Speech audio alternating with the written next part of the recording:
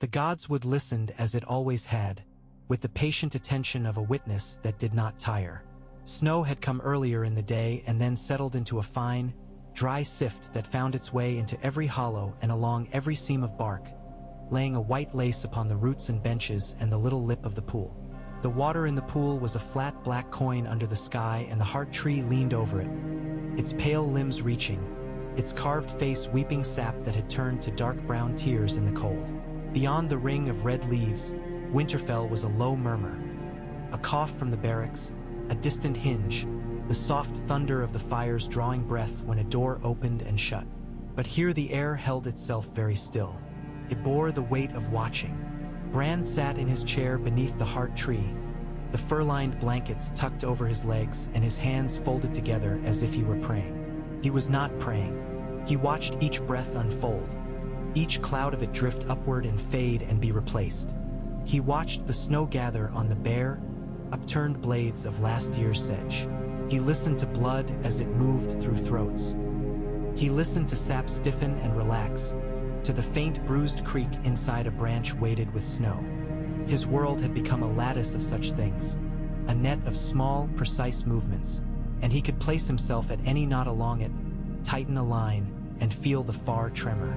He smelled fat burning. Someone had spilled tallow near the kitchens. He smelled old iron and new steel and leather damped by thawed breath. He smelled Sansa's rose oil on the scarf she had wound about her throat, the thread of it trailing like a memory from the path to the keep. He smelled Theon's fear. Theon stood just outside the ring of leaves, his spear shaft in his hands. The point dipped low because he could not bear the thought of its brightness catching the eye of the weeping face. Bran did not turn to look. He did not have to. Theon's fear had its own weight and scent, a dark animal that had built its den inside him long ago. "You should be inside," Theon said. He spoke without letting the words go too far, as if they might wander and be taken up by something that was listening. He had learned that much, to speak close to his chest. Bran said nothing. He did not need to speak. When he moved his eyes to the face of the heart tree, his gaze was met by a patience deeper than Theon's and deeper than winter. The face looked scarcely like a face at all. If a child had carved it, the child had learned their lesson from the grain itself. The eyes were hollowed so that shadow gathered in them, and the tears that had stained the bark were a brown that suggested they had been wet 1,000 times. The mouth was a wound, but not a fresh one. It had learned to hold itself in its hurt. Bran slipped into the space behind sight. He did it without flourish. He let his attention be carried by the breath he had just watched and followed it out of his body and into the cold. His awareness moved down like water into the roots, and the world ghosted in around him. The ribbon of stream north of the walls where the frost had drawn delicate fernwork upon the ice, the ragged hem of the wolfswood, the pale backs of the deer as they stepped carefully, the white hair on the muzzle of a wolf as old snows. He moved farther. He set tiny parts of himself in the bark of every weirwood that was awake enough to know its name. He felt them answer, slow and grave. He was the boy under the tree, and he was the tree, and he was older than the snow and the winter flies. He was many small lives threaded into a shape that was watching. Something else had come into the lattice of his knowing. It was not new in the sense of the fresh-baked smell of bread or the edge of a keen blade. It was new in the way an unseen weight is new when it settles on a beam you had thought strong enough forever. The lattice shifted almost imperceptibly around it. Lines drew taut, others shivered. His breath clouded, and the cloud drifted upward and dissolved, and still the weight waited. Bran made himself small and quiet and went out through ravens. Their minds were easy to enter, feathered, bright with simple hungers, full of a play of angles when the light struck a black wing. He climbed the air on their bodies and then leapt to the next and the next until he felt the cold like a cut. In that distance, the cold had no smell. It was not the cold of a winter morning when someone has just chopped wood and the scent of split heartwood is a sweet oath. It was the cold of stone that has never known hands. It did not bite. It did not sting. It simply was, and everything that was not it was a trespass. Bran felt the ravens rise and wheel. The sky, viewed through their eyes, was a low lid of cloud that seemed to have weight. He wanted to draw it up like a blanket and shake it free, but it pressed down. The world below was a scrawl of black sticks, trees laid bare and laying themselves down, one coil of the forest after another until it opened onto white that had not been laid by any hand. The white moved. It was not a drift or a wind-spun snake of snow.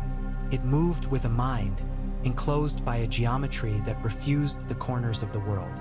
The ravens cried and came apart. Bran took himself back into himself before the pieces of that white geometry could find him. He opened his eyes. There was no one new in the Godswood. The wind went through the leaves and made their edges dry and papery against one another. Theon stood where he had stood. Theon's fear had not changed. The weight did not belong to the trees. It did not belong to the ravens. It would find the place where the lattice was bared, and it would come through that place the way water will find the mouth of a hollow when the snow falls steady enough. He understood this in the same way he had once understood that a steep bank would bear his weight if he took his steps very soft. There was no wanting to it. There was only the quality of the ground. The steps through the snows were soft. The dead went where the living had gone before them. Their feet made neat holes, and the holes filled with fine powder like sifted flour. The silence that came with them gathered beneath the boughs. There was no clank of arm or rattle of harness. There was no sound of breath. It was as if the Godswood had remembered a winter long ago and was rehearsing it now, practicing each stillness. They reached the red leaves and stopped. They did not go farther. They did not raise their heads. Their eyes were coin-bright and empty as coins that have been long under ice. They held their fear in the same hands that they held their weapons. That was the nature of their state. Whatever had been in those hands had been turned and turned until there was nothing left but grip. Theon lowered his spear a fraction. Not an inch exactly. A fraction as you might find in a carver's hand when he has come to the point of that strange decision where another small cut will make a lip into a mouth and the mouth into an expression that lives or does not. The whites did not care for such distinctions. The one that stepped forward had been a boy. You could still see in the set of his shoulders how he had walked when he was warm. Something moved beyond the ring of dead, and the dead opened the ring to allow it through without a sound. The Night King placed himself within the Godswood as if all the woods of the world were one room and this was the hearth. He neither hurried nor paused. Snow took care to fall around him and not upon him, as if snow knew its place in his presence. He had the human shape because it was the shape that fit in this space. The shape that could stand in the hollow Bran had made when he had brought his chair beneath the weeping face. It was not a concession. It was a geometry that had been learned because it served. His eyes were a blue that was not a color and not a cold. They were an absence that made the shape around them truer. All of Winterfell would later say those eyes were blue, the strong blue of deep ice. The truth was that the thing that looked out through those eyes had never been a man and never been a wolf and never been a bird and never been a tree. It was the thing he had felt in the lattice like a weight that drew all lines to itself. It was the fixed center about which all tremors must be measured. Theon took one step forward, because there was nothing else that a man like Theon Greyjoy could do when his fear and his pardon met at last. And then another step, and then one more. He was not a brave man. He had never been groomed for that. He had come to this last effort by the long and crooked road of cowardice. Bran, watching him, felt a tenderness like hunger. Surprised him how strong the feeling was. He looked at Theon with the eyes of the heart tree, and he looked at Theon with his own eyes, and he saw both truths.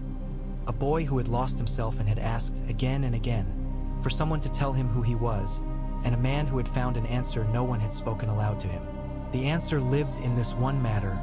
He would step where he must step. The Night King raised his hand. Bran moved. He moved not in his chair and not in his bones, but in the root. He gathered himself into the wood at his back.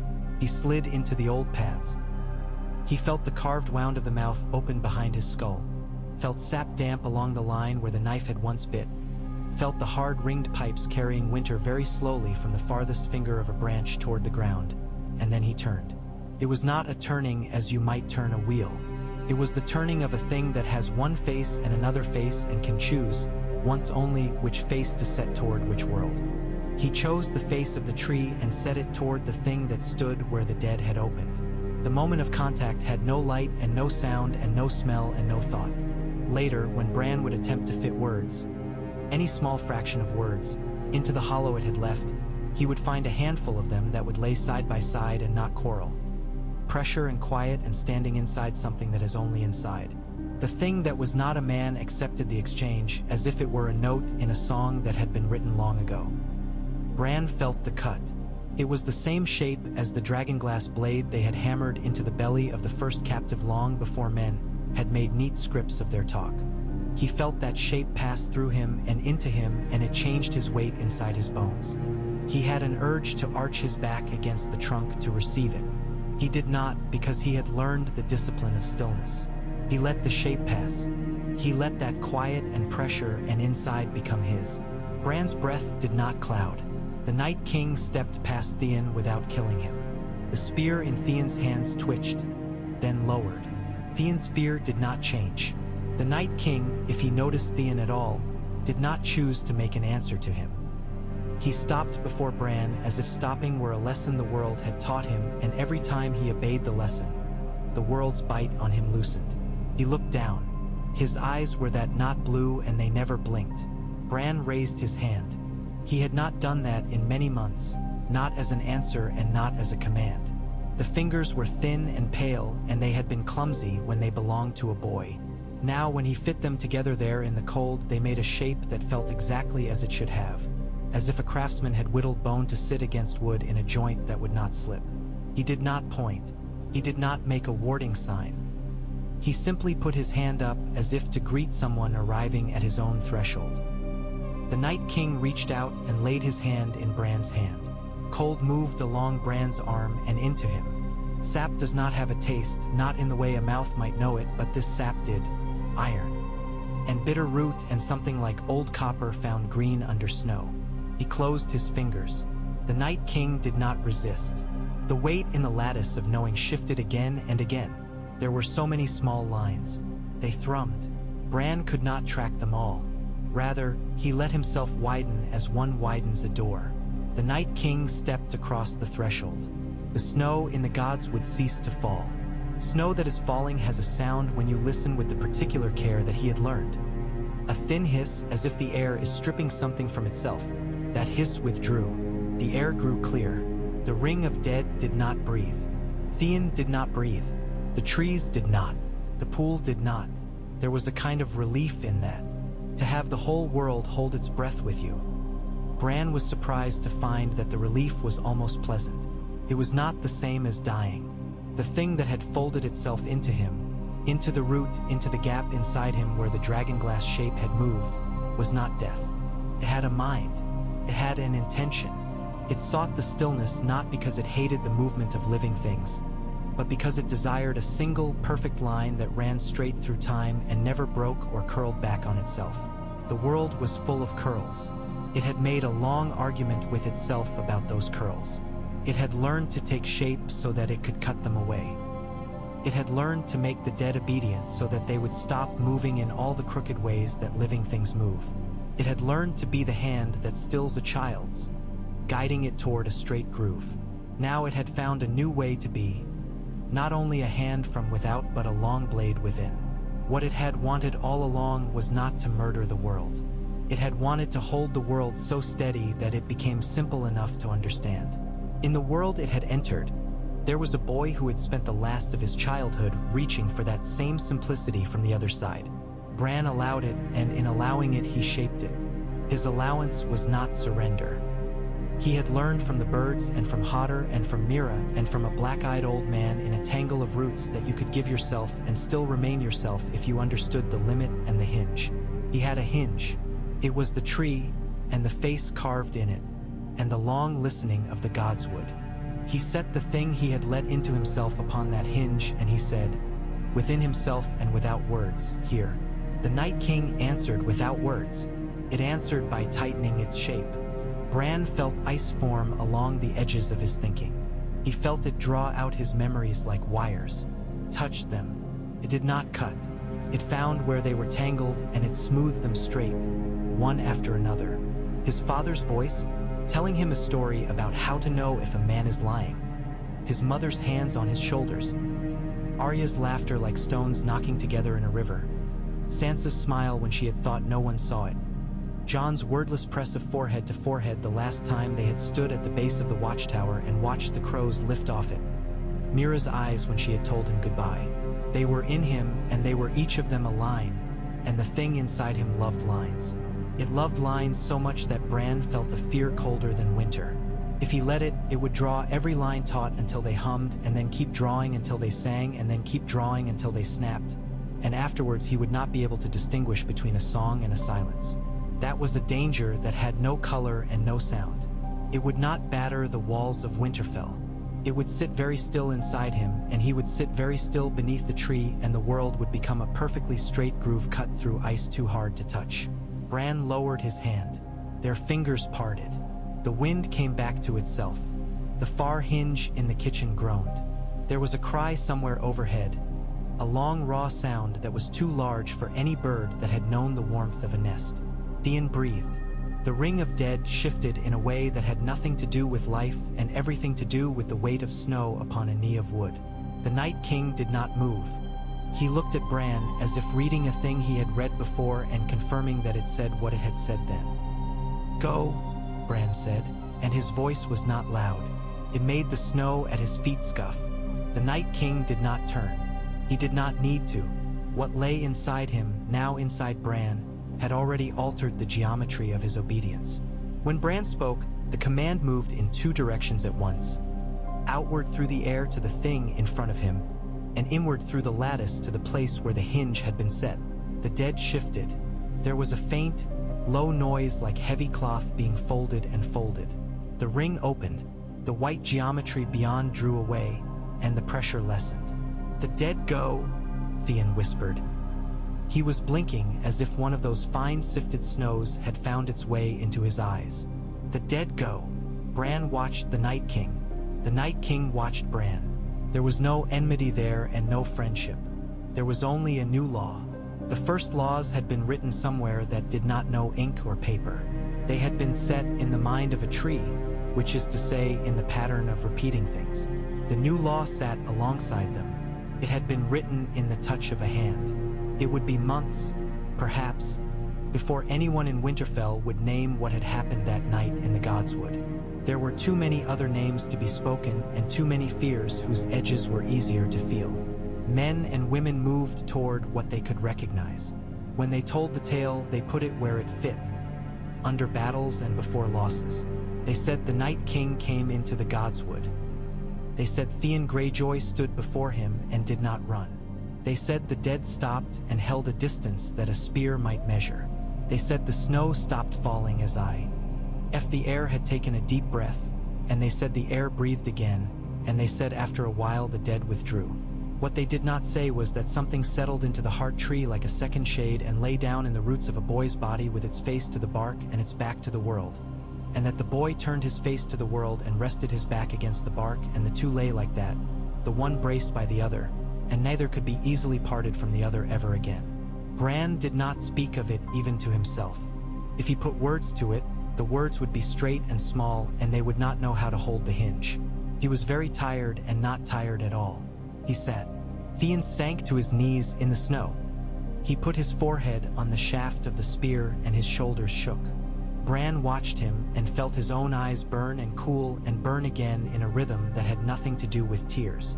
The dead had gone, but their going had left prints on more than snow. He could feel them in the walls. The stones had taken a memory of the weight. The memory would not fade when the holes filled. Later, how much later Bran could not have said, for time moves like water until you decide to measure it. Sansa came to the Godswood with Davos to either side and a handful of guards who would have preferred to keep their hands on their sword hilts, though they did not. Sansa did not speak at first. She stood at the edge of the red leaves and looked at Bran as if by looking hard enough she might see the boy he had been. She had always been the one who understood the shape of a room, the shape of what people were not saying, the way a table's weight told you where it wanted to stand. She saw now that the Godswood had been resituated. Something there had moved, and all the other things had had to find where they fit around it. She did not flinch. "Is it done?" she asked finally. Her voice was calm. It held the steadiness of the wind outside glass. "It is begun," Bran said. Her fingers tightened on the fur at her throat. She did not look at the heart tree. She did not look at the brown tears. She looked only at Bran.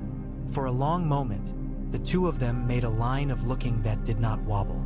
"Between you and him," she said, not a question. "And between what he is and the trees," Bran answered. He had not spoken that aloud before. He felt the truth of it as one feels the weight of a body that has fallen asleep across one's lap. He knew he would have to keep his attention on it when it tried to slide away. "Will he come again?" Davos asked. He had his eyebrows down and his mouth pursed as if he were testing a wind that could change. "Or did you send him on to his last cold bed?" Bran considered. He reached for the lattice. It was easier now. The weight in it was no longer far and pulling. It was inside, and so his reach met no resistance. He felt the dead like pins in a map. He felt their patience. He felt something like disappointment in the long lines beyond the wall where the ice itself keeps a quiet council. No, not disappointment. He corrected himself because he had learned to be exact when naming what he found. The ice had no room for disappointments. It had only measures. In those measures, something had altered, and so further sums would be set another way. "He will not come here," Bran said. "Not while I am here. Not while the law holds." "And if you leave?" Sansa asked. He did not answer. There are questions that open into rooms too large for a single step. He let his silence be the sign of it. Theon's laugh turned into a cough. He stood and set the butt of his spear in the snow, and he leaned upon it. His face was raw and puffy, and his nose had run. There was no dignity in it. He had never worn his dignity well. "We'll build higher walls," he said, and then, seeing Sansa's eyes cut to his, he added, "My lady," as if he had forgotten not to say it to her and was reminding himself while saying it. "You will eat," Sansa said, because it was what she could command, and it would set one small thing in its place. "And you will sleep. And in the morning you will walk the walls and see where men may stand better if they must stand there again." She looked back at Bran. "And you?" she said, softer and not a command. It was a question, but not one for him to answer. She turned and went the way she had come.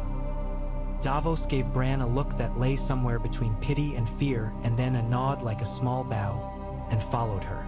After they had gone, the light shifted. The clouds thinned. The round, cold sun made itself known through layers of white. It was not warmth. It was a shape. The gods would gloat a little. The red leaves showed at their edges. The brown of the tears grew less dark. Bran put his hand flat upon the root beside his chair. He did it with great carefulness, the way a man will put his hand on a sleeping hound that could wake in any temper every time because it has been beaten in the past and learned that waking always comes with a blow. The root did not stir. It did not come up to meet his palm. It did not draw away. He let his hand rest until it knew the texture. Smooth and then ridged, the long, low rises where bark had thickened, the little pits where insects had traveled decades ago and left their tunnels to be filled with another layer of wood. He looked down through his fingers into the root and then beyond, and then he went down with his sight and his thought as a man might lower himself into a dark pool that he knows to be cold. He went until he came to the place where the long lines of sap returned and made a kind of music. Within that music was a new note. It lay low and steady like the sound of a large bell heard from a long way off when the wind is just so. The note said, straight, not as an order, as an inclination. He rested there. He watched the dead far off as they ceased their movement and then took it up again in a different figure. Before, their walking had been a tide. Now it was a march. Even when they turned, it was with a little right angle at each change. He could not help his sorrow at this. The sorrow was not for them. It was for what their movement used to be when they had laughed and tripped and danced and all those other human ways of moving. He let the sorrow be what it was. He did not draw it taut. Bran drifted south through root and river. He did not go to King's Landing. He had no desire to see the Red Keep and the Char and the dragons on the wind. He went to a place he had only felt once. the small island in the middle of a slow green river south of the neck where the trees were so thick that their shadows had made the water darker than most forests ever see. The island of faces. The trees there were so old that shapes made by men had been swallowed into their grain. Faces that had been cut with care in one age had become another sort of face under the slow hand of another century. And then again. They gathered the stories of those who had come with knives and those who had come with their hands empty and those who had come with fire. They held them all. They did not sort them. The sorting was for minds that needed it. He touched there, and the note in him, that long, low, straight note, steadied. The trees on the island had learned a straightness of their own. He realized, because men had come to them and begged for lines, lineages, promises, oaths, and the trees had learned to hold them as strings in their eventide. They would hold this law too. The old gods did not choose. They did not choose mercy or judgment. They did not choose summer over winter. They received. They remembered. They endured. Bran let the hinge set deeper. When he raised his head again, there was a small child at the edge of the pool. Bran did not know how long she had stood there. She had come quietly. She was wrapped in a rough blanket that someone had woven in a hurry. Her hair was the dusty brown of horses. Her eyes were the flat gray of the pool. She watched him as if he were a thing in a book someone had put before her. Her nose was running and she had wiped it on her sleeve. "Are you the king?" she asked, and she did not sound much interested in the answer. She sounded like a child who has been told to say a thing before being given a slice of bread. "I am Bran," he said. "That is a weak name for a king," she observed. "There are stronger names," he agreed. "But a name is only a way to fix something in the air long enough to speak about it." She frowned at that. She did not like riddles. "My brother says the dead came to the walls and then they went away because they were afraid of you. He says you sit here and make the dead mind you." "I sit here and I listen," Bran said. "The dead do not mind me. They mind the rule that was set." "That is the same as minding you," she said. She had the irritating confidence of all very small children who have not yet been taught the uses of doubt. She stamped her foot to keep it warm and then winced and tucked it back under the blanket. "They took our old cow and our old cow was very slow. I don't want them to take the calf. I like the calf. The calf has a white star on its face shaped like a fish." "They will not take the calf," Bran said, and felt the note in him turn like a compass. The line that ran from the Godswood to the place where the last of a little herd had taken shelter while men had fought their large fights drew taut. In the other direction, a line that ran from the last of the dead who had spilled into the skirts of the wolfswood loosened a little. The note steadied. The child squinted at him, suspicious. "You don't leave this tree." "No," he said. "Then how will you stop them?" "By setting a law," he said, "and by holding to it." "Oh," she said, and in that "oh" was a whole winter's worth of disdain for the things older people say when they have decided something in their heads and you, with your bones still growing and your eyes still opening, are meant to be content with it. "My brother says laws are for the warm months. In winter no one hears them." Bran did not smile, though a small flicker of humor lifted like a moth within him. "Then I will make a winter law." She looked around at the red leaves and the pale bark and the pool and the snow and the quiet deadness of everything that had not been made to walk. She looked back at him. "That seems fair," she said, and because she had exhausted her interest she ran away, the blanket flapping around her like a sail. Bran closed his eyes. The winter law took shape in him the way ice takes the shape of a river when it is very cold for a long time. It was not a matter of words. Words have places where they end and begin. He needed something that did not end or begin the way words do. He made it in one part like a border, and in another part like a lullaby, and in another part like the hand of a father laid on the head of a child that should not go farther than this in the dark. He turned it outward through the root, and the root took it because the root had never refused to hold anything that was given. It moved through the lattice. In the far north, in a shelf of ice that had never known men, it echoed and settled, and the echo returned, fainter, like the last time your name is called when you go around a long bend in the road and those who call you cannot see you anymore and are beginning to turn back to their own work.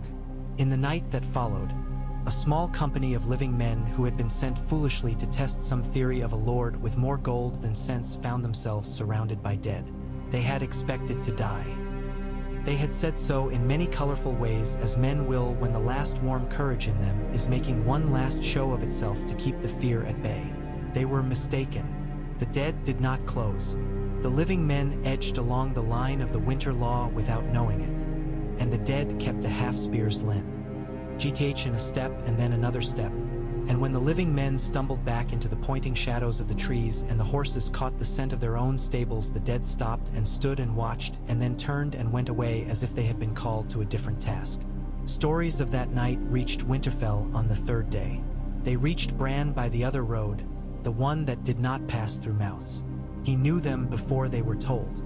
He did not know all of them. He refused to press for all of them. He was careful. The thing inside him loved lines. It could turn lines into leashes if he were not mindful. He let much go by. He let little come close. He held the hinge.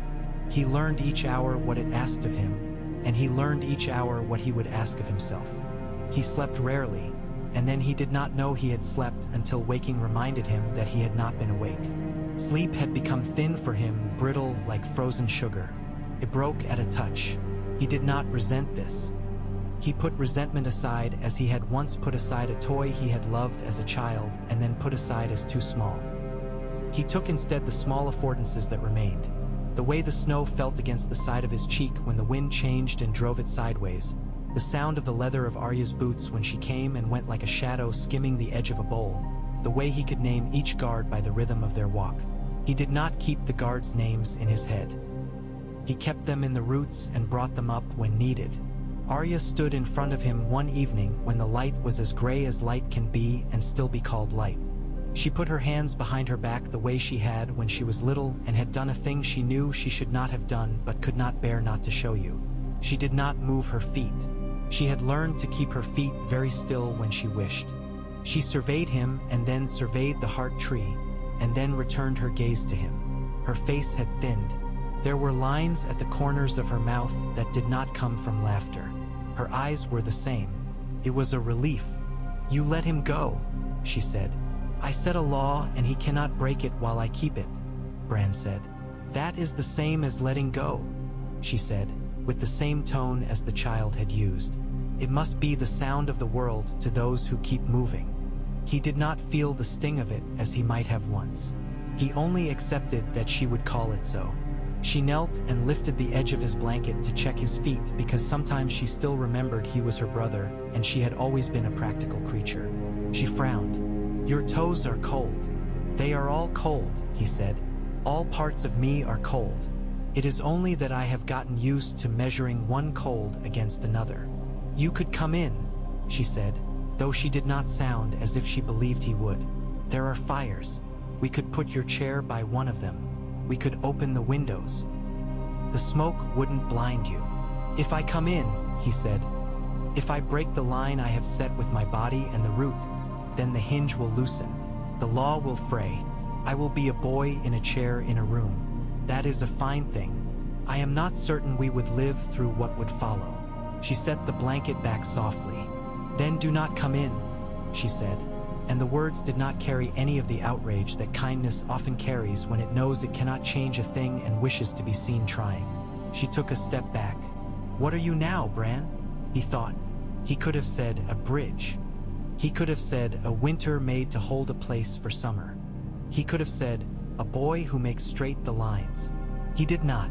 "Hungry," he said, and her face broke into something that was almost like what it used to be when she had found something to steal from the kitchens and was about to eat it in the yard while watching the boys roll in the dirt. She laughed, and it was a sharp sound that made the air brighter. She went and returned with a bowl of broth and held it to his mouth while he drank, because his fingers had grown slow and he did not wish to tilt the bowl into his lap and pretend not to mind. When she had taken the bowl away and wiped his chin as if he were a very old man and not her younger brother, she said, "I will take a horse north. I want to see how the dead stand when no one tells them nothing. I want to look at them from very near. I want to know the way their joints move now and whether they still creak." "Take the gray mare," Bran said. She does not shy at smells the way the bay does. She tilted her head and gave him one of her looks that said, "You are telling me things I already know to make your mouth feel useful." "I will," she said. "Do not cross the old hunter's trail in the marsh at dusk," he added. "It sinks where the reeds have been cut. Men have gone under there and not come up until spring." Her eyebrows twitched. "I will not," she said, and after a moment of stillness they shared. A little square of time cut out and held as if it were clear glass. She turned and went. He felt her go by the way the cold balanced itself differently on the face of the pool. That night, Bran did not sink into the lattice so deeply. He stayed near. He counted the breaths of the guards and listened to the leather of their boots. He watched frost grow on the nose of a stone fox that had been carved and set at the edge of the pool long before he was born. He watched it because it did not move, and in its not moving he could be a boy who watched and not a law-holding. Then morning came and the white sun came with it, and the day lifted like a light bowl held up by careful hands. Men came bringing news because men always bring news when they do not know what else to bring, and it is a comfort to lay news at the feet of something that seems to make sense of it. The news was not about monsters. It was about bread and about pitches for the courtyard and about a woman who had given birth to a boy there between shifts at the ovens, and about the way the cold was setting in and would not likely leave for weeks. Bran listened. He nodded sometimes. They left feeling as if their words had been placed somewhere safe. Tyrion came, wrapped in a cloak too large for him because all cloaks are too large for him. He had a flask under it, but he did not drink in the gods' wood. Even those who did not believe in gods held themselves differently under the red leaves. "I have been thinking," Tyrion said, which was like saying the sun had crossed the sky. A thing that always happened whether you looked at it or no. "I have been listening," Bran said. "Then perhaps you will listen to me think," Tyrion said. He stood not far from Bran, and in standing he made a neat triangle with Bran and the face of the heart tree. He pitched his voice low because he knew that low voices are more intimate even in open air. "Our northern friends will say this is a miracle, and our southern acquaintances will say this is a trick, and my own family, what remains of it, will say it is a danger, because everything that is not theirs is a danger until they have taken it and called it their own. But my own thought, which is perhaps less clever than I like to pretend it is this: if you are the hinge on which the winter law turns, and if hinges must be oiled and not abused, then we must plan for the day someone tries to bang the door open hard enough to break you." Bran felt the law in him settle. He saw without seeing a hand with rings on it try to throw a door. He measured the hinges with his finger in the air. "Someone will," he said. "Then we will build not only higher walls, which is Sansa's territory, and she will do it beautifully, as you have seen she does all things that involve lines and money and stones and men, but we will build the habit of trusting this law. People will do it because they are lazy, and habit is laziness dressed in fine cloth," Tyrion said cheerfully. "If they believe that walking this border keeps the dead where they must be, they will walk it again and then again, and after a few weeks of not being eaten they will begin to say that they always walked it, and that their fathers did also, and their fathers' fathers. If there is one thing men love more than bread, it is to pretend they have always had what they have only just been given." "Do that," Bran said. He felt the note hum. He found he liked the idea of men walking and the dead standing and the two bodies holding their own distances. He liked the idea that habit could be a blessing when all those who had pompously taught him called it the root of vice. "And for you?" Tyrion said, and now his voice went lower and he looked not at Bran but at the mouth of the carved face. "I will make a story. I am good at stories. I will make one that says you are a king, but not the sort of king who wants anything, and that you are more tree than boy and more law than tree. I will make it simple because no one follows a complicated story unless it has a dragon, and you are very obviously not a dragon." Bran looked past him at the red leaves. "Make it," he said, "but make it true enough that it does not try to put me where the hinge cannot bear me. If you say I am merciful when I am only exact, then a man who expects mercy will run into the dead thinking the law will save him. It will not." "I will not call you merciful," Tyrion said. "I will call you firm, which is a word men hear and think you are their father." He left. The day went on. Arya did not return, but Bran felt her alive in the place where the old hunter's trail sank and was not sinking.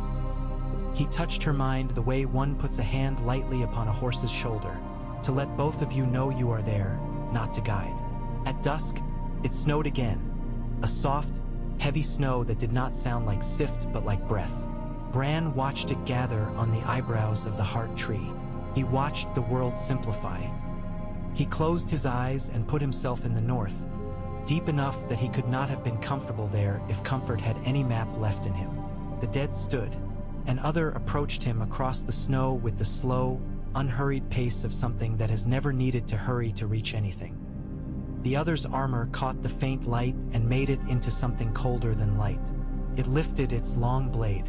It lowered it again. It had learned without being told that a certain distance could not be crossed.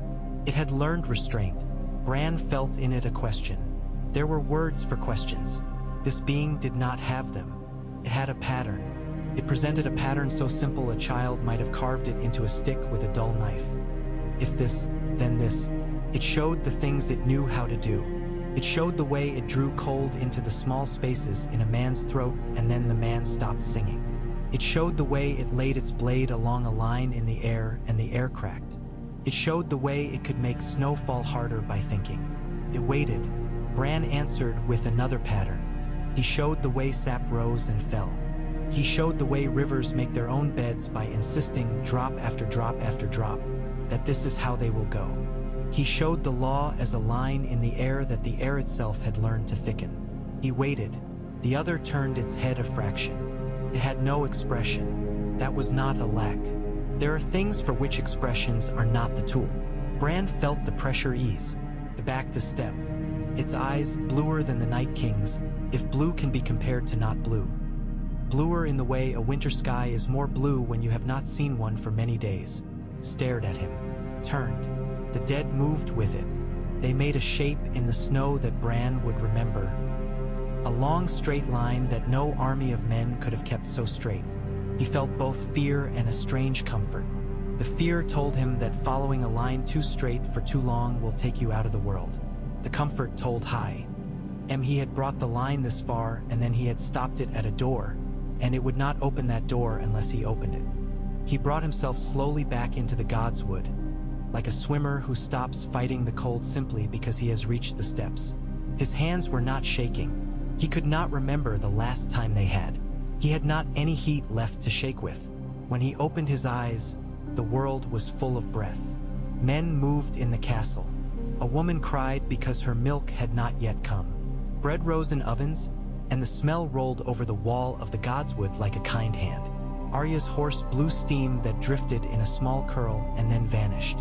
Then Arya herself came out from between the trees and stood before him and nodded once with a very small smile as if to say, "I measured the thing you told me to look at. It is as large as you said. This pleased me.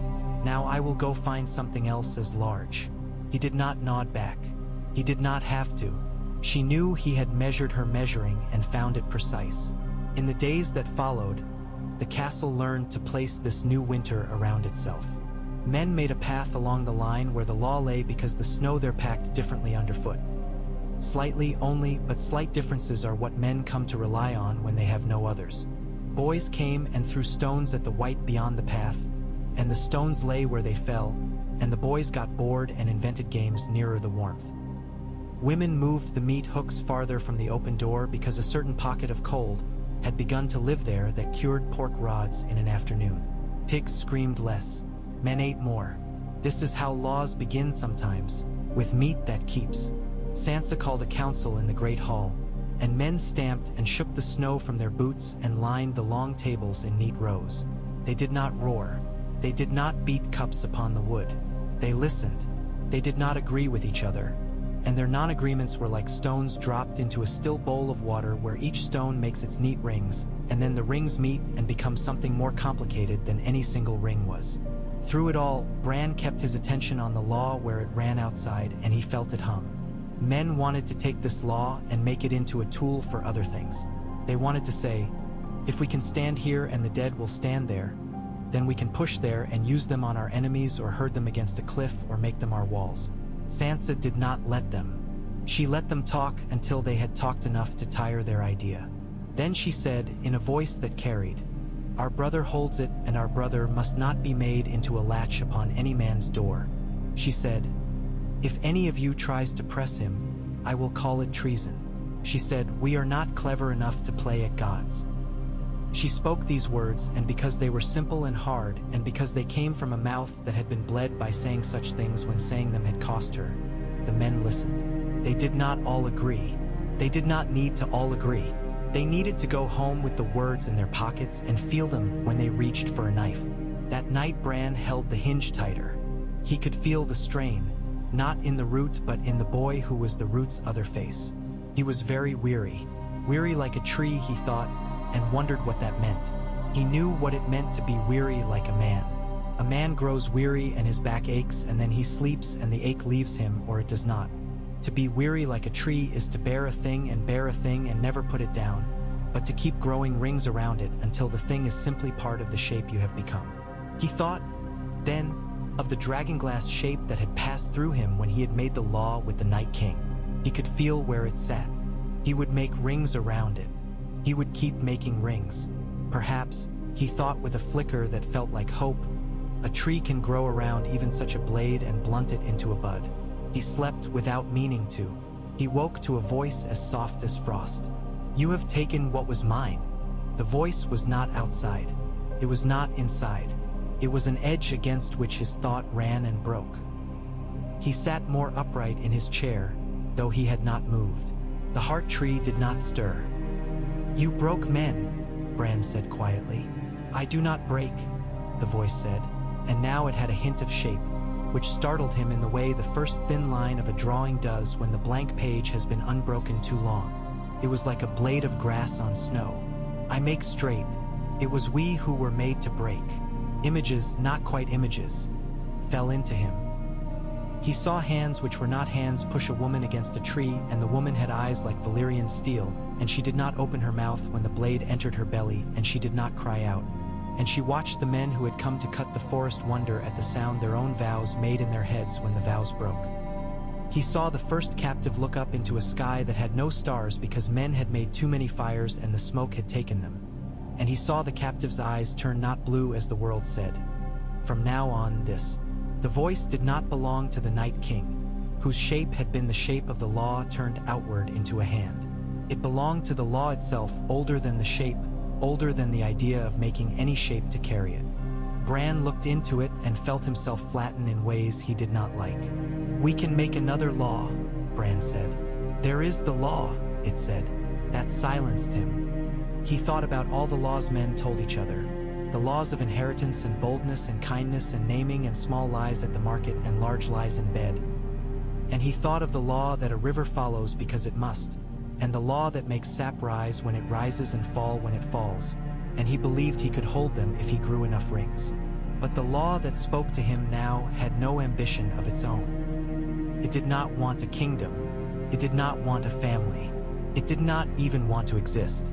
It was the shape that existence takes when things are very cold and very still. It was the arrow shot of math. It had, once, been persuaded to let itself be laid upon flesh. It had been surprised by flesh. It did not like surprise. He saw that and said nothing. In its silence, a different sound came, a whispering like leaves.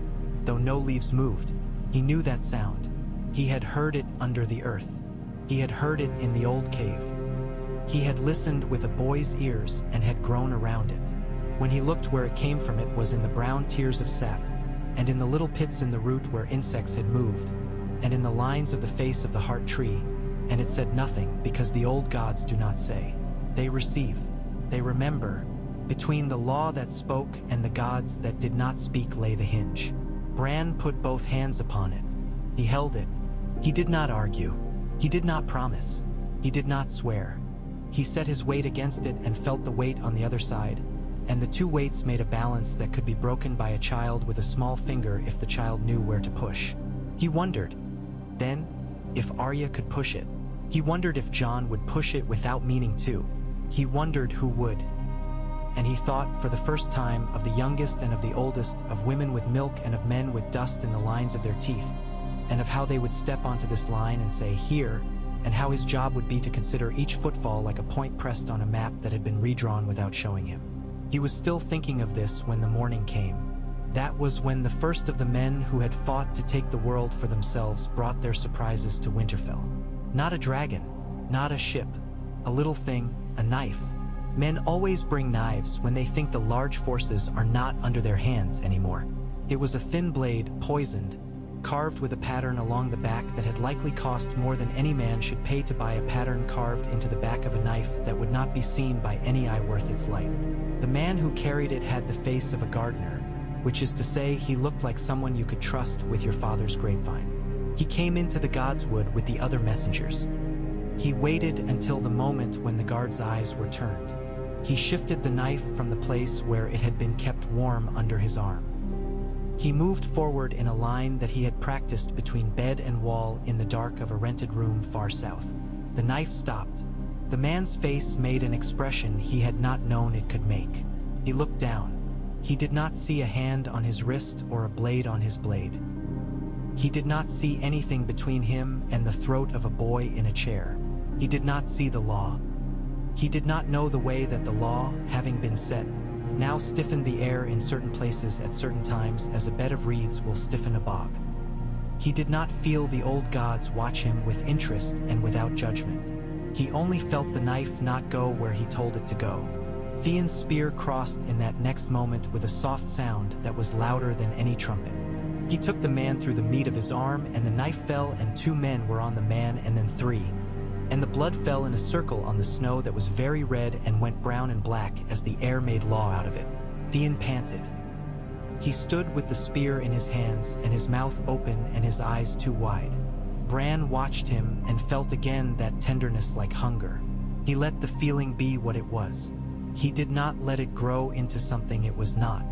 Later, men would ask Sansa in low voices where the law ended. They would ask if a knife that would not go into a boy's throat would also not go into a king's throat or a queen's throat or a baker's throat or a whore's, and if the law would make a wall around their beds as it made one around the gods would. She would tell them what was true. No, the law lay where it lay. It did not go with you.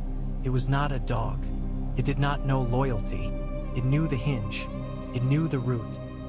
It knew the boy who had made himself the hinge and who would likely die at the hinge and become a root himself, or something worse than a root, depending on who told the story after. Bran did not think of this as dying. He thought of it as staying. He had never been very good at staying. He had climbed when he had been told not to climb and wandered when he had been told to sit and gone farther than anyone thought possible when he had been told the world was large enough as it was. Now he would stay under one tree and hold a line steady enough to keep winter from eating all the crookedness out of the world. There were other crookednesses that needed to be eaten. There were warm, rotten ones that men put at the centers of their tables so they could carve slices off them and eat and say, "Do not talk about this." Bran would not mind if winter touched some of those. He did not have the heart to aim it. He could only hold what he had been given. The days turned. The dead stopped their wandering where they had begun to sink and made there a place where men could look at them if men needed to look. Men did. They brought their boys and their girls and they pointed. They said, "They stand." They said, "They do not come." They said, "That one is wearing old Tim Sallow's boots." And Tim Sallow himself laughed with a sound that was not entirely clean and said he had never lent those boots to anyone because he had bought them for a good price from a man he didn't know who had come up from White Harbor and who had told him that there would be a day when boots would be better than bread and better than women. Tim Sallow said, that day came, and then he said he would like his boots back. No one would fetch them. It did not matter that the dead would not step, or that their eyes did not see, or that their mouths did not open. No one would go to any man who wore the boots that had once been the boots of the dead. The old gods took this in and said nothing. Bran learned to speak to the others with patterns. He found one he could use for greeting and one he could use for weight and one he could use for enough. He made them by combining the lines of rivers and the lists of small winter chores men make for themselves when they cannot go into the fields. Sweep and mend and check the straps and count the sacks and cover the well. The others learned the patterns because they had always known how to learn, if learning meant fitting something new into a law you already loved. He did not teach them compassion. He could not have, even if he had had a wish to and the old gods had given him permission, which they had not. He taught them only to consider. It is a very small teaching. It is the seed of everything. One evening, when even the breath of the men at the gate smoked in slender spears rather than curls, Jon came to him. He came afoot. He had been walking. His beard had ice on it. He looked like a man who had died and been told to walk a long way and then still had a little of it left to do. He stood in front of Bran and did not say anything. He did not need to. Bran knew the taste of him in the air. He knew the line he made through the lattice and the way the note in him changed when Jon stood near. He had loved Jon very much once. He had not stopped. He had just gotten worse at naming love since he had learned to hold the hinge. He had gotten better at other kinds of naming. "You did not ride here," Bran said. It was the sort of plain saying he could still do without bending it into something else. "There is a law here now," Jon said, and he was not quite smiling, though the shape of it had tugged at him in spite of the ice. "I wanted to meet it on the ground." "You would call it dumb if you had not seen what came before," Bran said. "I would call it what it is," Jon said. "I do not want to call it God. I do not want to call it enemy. I do not want to call it brother. I want to call it a line that holds because my brother holds it, and my brother's holding has always been stubborn in the way that made me both tired and proud." Bran looked at him. "You will not push it," he said. It was not a question. Jon's mouth twitched again. "I have pushed enough," he said. And for a long moment the two of them made a line that did not wobble. Then Jon's eyes dropped to the root and he said, uncomfortably, like a man being asked to say a prayer he does not know by heart, "Is he in you?" "He is in me," Bran said. "He is not a he in the way you mean it. He is a law with hands. He is this cold made into will. He loves straightness. I am making him learn to love pauses and breaks and corners. He does not like love. He does not hate it. He does not recognize it." Jon nodded. He looked relieved, which was strange, and then he smiled, which was not. "I have known men like that," he said lightly, and Bran felt a laugh in him that did not come out, and that was right. Laughter is another thing you must be careful with when you are trying to teach a law to pause. "Do not die," Bran said suddenly. The words startled even him. Jon's eyes went dark and soft. "I have died," he said low for one breath. Then he drew himself up. "I will try not to do it again." He stood with Bran until the light left and the snow took the world and the gods would folded them in a little closer. He did not tell Bran what he would do next. Bran did not ask. You do not ask winter what it will do tomorrow. You make habit. You set lines. You say goodnight to the tree and to the face you do not name and to the weight you hold because you chose it, and you touch the root with your hand and you think very carefully about something that has nothing to do with laws. The sound of a spoon on a bowl, the way a child says calf and means friend, the crookedness of a boy's hair when he wakes. You do this and you wait. On a day when the sky had a strange clearing in it like a mouth a story will come out of, a traveler came from the neck with a tail. He had seen lights on the green water where lights should not be. He had seen them go under and then come up again, and he had heard the thrum of drums made from skins that do not rot when they are in the sea. He had smelled salt and old things. He told his tale to Sansa and Sansa took it to Bran because this is how tales that have to do with laws move, from mouth to ear to root.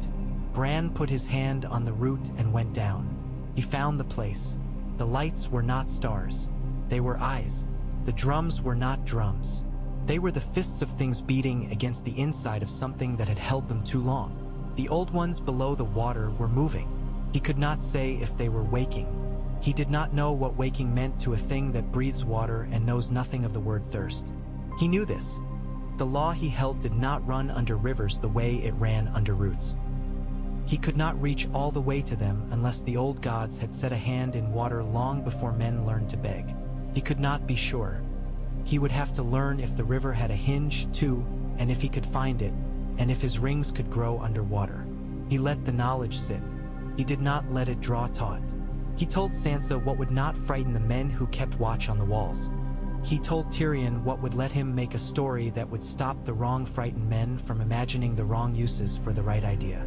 He told Theon nothing of it because Theon had learned what he needed to know about bravery and would not be improved by another test.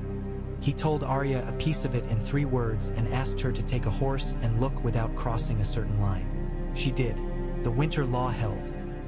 The Night King did not come. He did not need to. His will sat inside the hinge and made itself at home without putting anything on the table or asking what was for supper. Bran did not let that go without remark. He remarked by keeping a boy's memory alive for more of each hour than anyone else would have deemed possible. He remembered what it felt like to put his bare feet on the cold stone step of the tower before climbing. He remembered how his legs had once told him who he was by the way they lifted. He remembered following his father's long stride with an effort he had been proud of because he had been certain he would catch it up one day. He remembered the way his mother had kissed the crown of his head as if she had been marking a measure. He kept these things not as lines but as points. The law did not like points. It could not make them into anything else. He planted them where the law would trip. He planted them like stones in a shallow river. He watched it break around them and then run on and be no worse for it. He took solace. Sometimes, deep in the second hour of the morning when frost makes the world look, for an instant, like a place men might deserve, Bran felt a pressure on the hinge as if another hand had been laid there, gentle, careful, curious. It was not the Night King, and it was not the law, and it was not the old gods who never touch. He did not know whose hand it was. Felt very light. He did not fear it, not yet. He knew the time would come to fear it, or to welcome it. He let it be. The snow fell. The dead stood. The living learned the steps.